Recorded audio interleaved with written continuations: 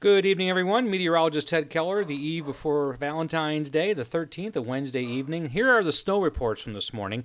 And of course, this actually kind of followed the forecast to a certain extent with the maximum belt, including some 3-inch totals there in that region. Then we had kind of a 2-inch band set up there.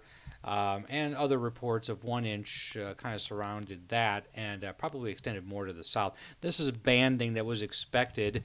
And it worked out pretty well. But as everybody knew going into this, this was going to be a wet snow with temperatures around freezing with warm pavements. The only thing that was potentially interesting about it is that it was occurring overnight, so you'd wake up to it in the morning. So we were just concerned about that. But it ended up not being a big deal. One of these snows that was pretty to look at, by the way, and didn't cause any travel problems. Looks like Springfield, as of 7:30, this is when the reports you see on here are valid. Got about an inch of snow, and that's pretty good. Now the system is gone. Here you can watch on the satellite loop. It is long gone, actually. Too bad. Earlier today, I was going to show you a visible satellite image showing where the snow was, but clouds were formed by wind blowing right over the snowfield, picking up moisture and thereby blocking our view of the snow. And then by the time those clouds left, it was already later in the day and the snow melted, so we can't show it to you. But you're not looking at anything too spectacular here on the map.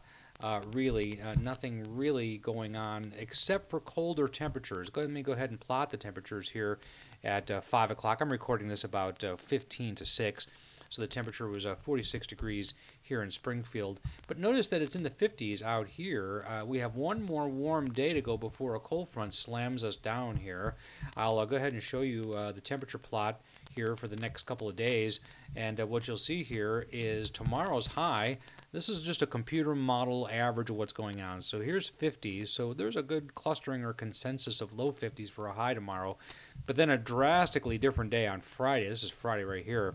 We're looking at highs only right around the mid 30s probably on average, with lows tanking possibly to the upper teens. It kind of stops right there, but you'll see that's kind of extrapolate that forward to Saturday morning, and that's where we might be headed. And then it reverses temperature again for Sunday and Monday, leading up to our next rain system. So an active pattern which doesn't, at least for now, include any winter storms or any heavy storms. We might get some good rain in some areas Monday. That looks fairly promising, actually, at this point.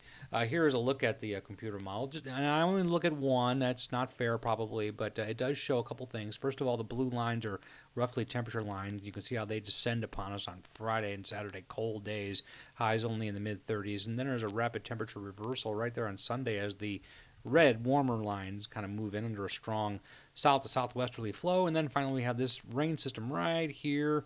This is on Monday, maybe a little thunder with that. Low pressure. There could be a back edge of snow to this. We'll just have to wait and see how that plays out. But I don't think that's a big deal. And then another weather system comes in right around there. That's Wednesday night and Thursday. That's our weather update for today. I'll have another one about 24 hours from now.